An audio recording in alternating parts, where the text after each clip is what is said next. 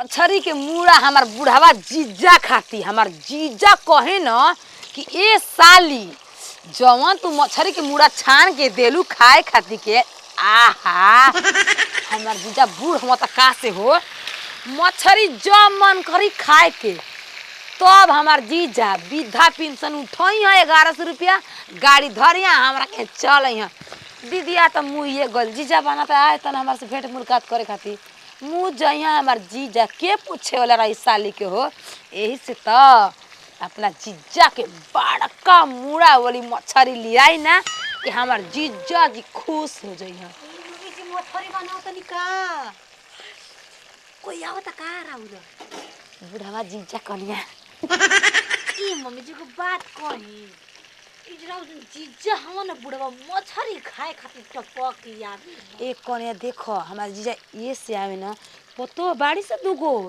लेकिन ऊ हड़िया लेके अलगा बनावेले ऊ हड़िया लेके हमार जीजा के कोपो ना पूछेली से खाए पिए के काम करके बाबूजी के छोड़ के जीजे के रख लेती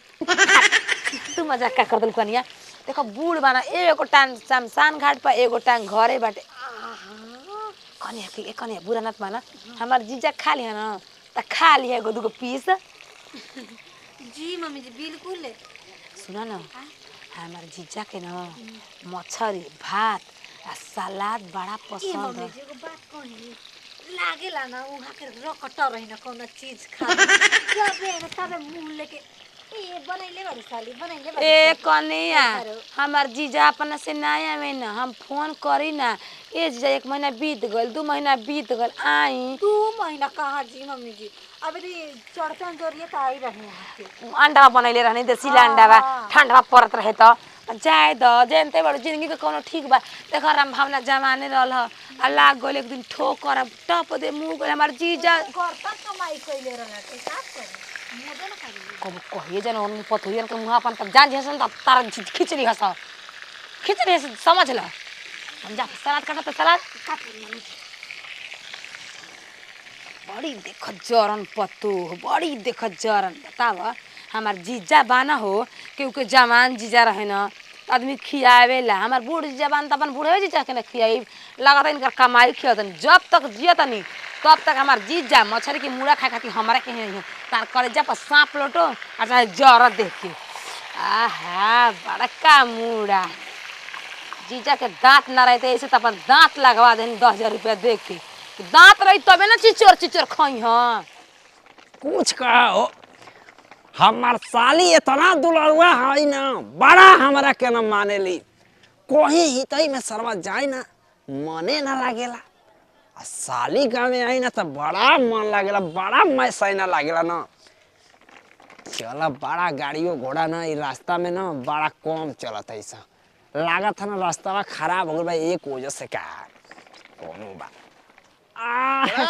परम परम कैसा भाई आराम बाना हमार त आराम बड़ा और आराम बाना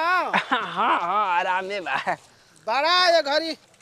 का बात बा रोज दौड़ले रहत नहीं है जा अपन सड़ुआ ना अब देखी कोनो बात नहीं के जहाँ प्रेम भाव रहता है ना आदमी रही आ जेकरा से प्रेमे भाव ना रही ओकरा के का जरूरत बजेला के बूढ़ी समय में कुछ बात नहीं है ना अरे ना महाराज वैसा बात नहीं के अब बुढ़ापा हो गई अब उहेर आ गई बा कवन ठीक बा रोज दौड़ले रहत नहीं तो अपन आजकल जमाना देखते ना बनी ना ए गरीब बेला ना बाउर हो गई बा यही बात बा तो मन के जौन बा मनावल जरूरी है तब हाँ और ये सब ठीक है खेती बाड़ी कुल अब कुल ठीक ठाक बहुत पटान हो गइल ना हाँ अब खलिया मेरा नहीं था सोचनी कि रुका साली के हेता नहीं नाना घूम फिर लही देखी अब एजा आई ना तो बड़ा मान जान होला अब काहे छोट साली वाली मान जान ना करी तो केकर मान जान करी है अब कुछ ना कुछ कभी खस्सी बना दिया कभी मछली बना दिया कभी अंडा बना दिया कोनो ना कोनो नया वैरायटी बनावत रहली साली हम का बात याद आवत होई और साली के अरे जाए दिया पुरान बात काहे वो खड़ा थे माने पुरान बात वो खड़ा पर और दिक्कत परेशानी आवता अरे दिक्कत परेशानी कुछ नहीं के कनी और कुछ बताई कुछ ठीक ठाक है ये घरी साली ले बनेला कि ना अरे महाराज अब कार वो लागनी तो करे अब देखी बाद में बात करब अब जात है ठीक बा जाए ठीक बा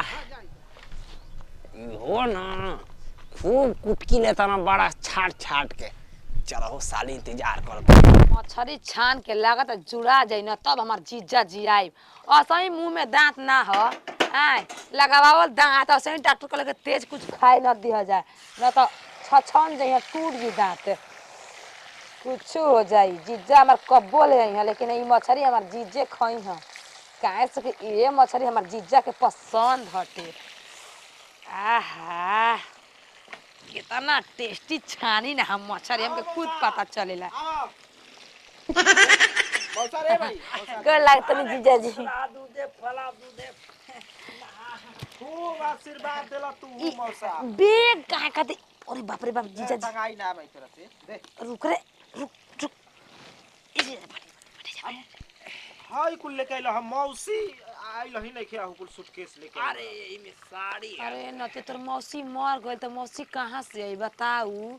पगला गइल बाड़े तू का। एगो नया मौसी खोजले बना गंगा में कुल कहत रहा। चुप चुप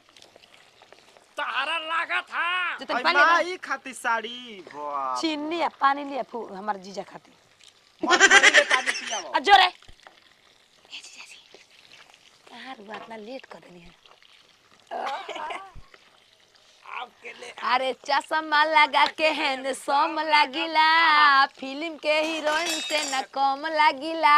आ तोहरे के दिल हम देहब हमार जीजा नहीं कम लागिला। साली यही दीवाना पापीदा ए जीजा जी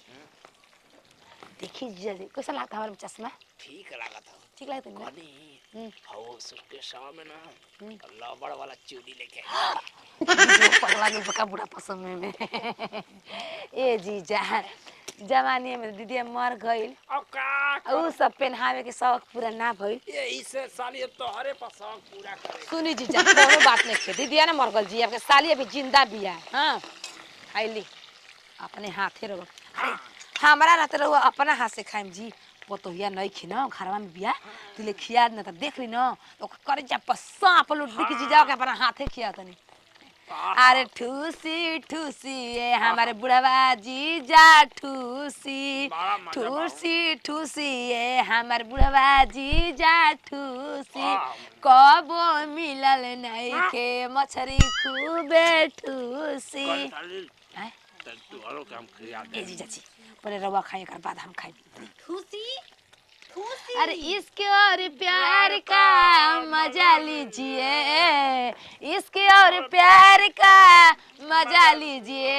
ऐसा लिखे मछरिया के मजा लीजिए। चिखा दी घरा में जाके वो चिखा दी ना वो के मारा ले ला। अरे बहुत राम राम राम ला शरम नहीं खे लागत मम्मी जी के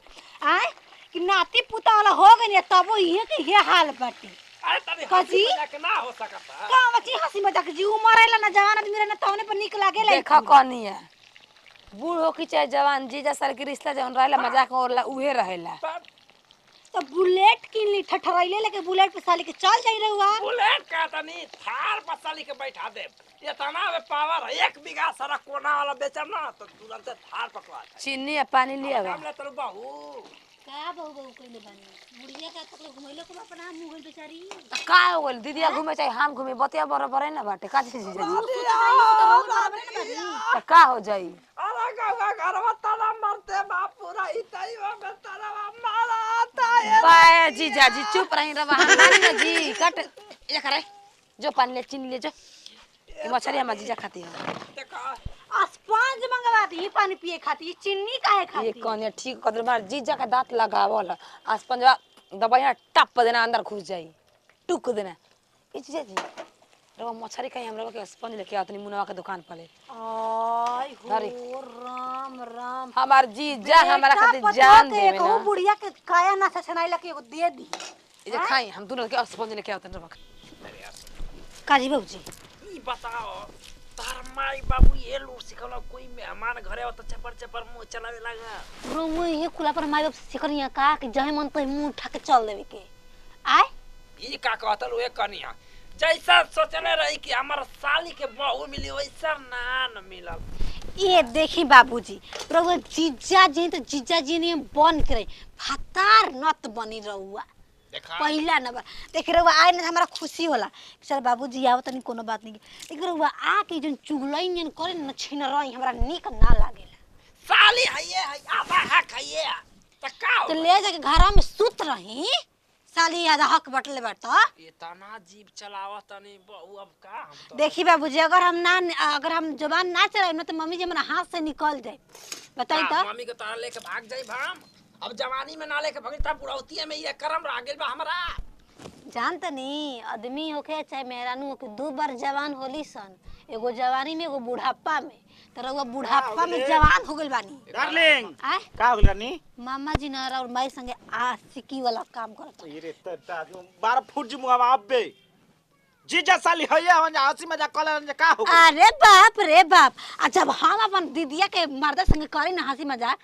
ए घर से निकल जो ओने मजाक रह ई का हो मारे छोड़ दी कि जीजा संगे दारा चुंगे लगा अरे बाप रे तो माई के समझाई ना तो खिलावे लागो बुढ़ौती में अब देखू राय चापा ना तो चढ़पा देती तुरंत ये रवि बाबूआ सोचले रही कि तो अगर मैं हर्रा रूप दम बढ़िया मिली माँ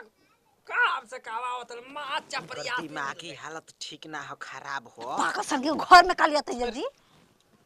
8 बीघा खेत बा लोग ना लइका चाहे कुछ ना दियो धरा वाला के घर में नहीं खे मौसी जवाने पर मर गई अब मौसा बियाह ना कैलस अच्छा हाँ अब हमनिए के कुल धन बा एक कनी लियाई नहीं ना पड़ी लौकी तोरा के तका हाँ अगर मौगी खाती लियाई बड़ी अब दे ना का है अपन हाथ से खिया दे मौसा करे अब का ए। बाजे के खिया दे उलुरिया उलुरिया जाए। का देखी ना जानत बाबूजी रहिया कि तू वाला मौसा हवा हाँ देखी मौसा हाँ मौसा जी देखी मौसा जी अब हमारा बाप समान भाई चाहे बाबूजी बात बराबर बा अब देखी तेल नत लगावा हमारा लिखा। कपार पके अच्छी का लिखा ली ई का जाए दा बेटी बेटी हनी राउर खा ली देखी गलती सही माफ करब हमार तंची जाए के बाबूआ